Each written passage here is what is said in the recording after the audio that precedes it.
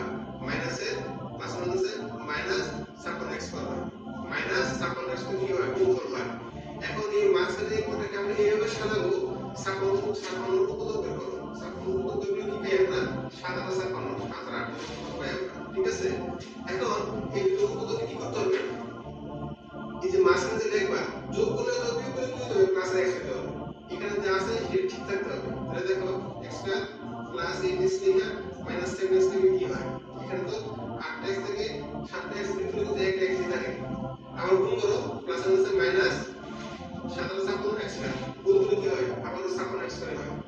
এই দুটো রাশি অথবা গুণ করলে কি হতে হবে এখানে প্রথম পদ এবং শেষ পদ গুণ করলে যে গুণফলটা হয় এই দুটো রাশি গুণ করলে কি হবে গুণফলের সমান হতে হবে আবার যোগ করলে বা বিয়োগ করলে এই মাঝখানে এটা সমান হতে হবে ঠিক আছে।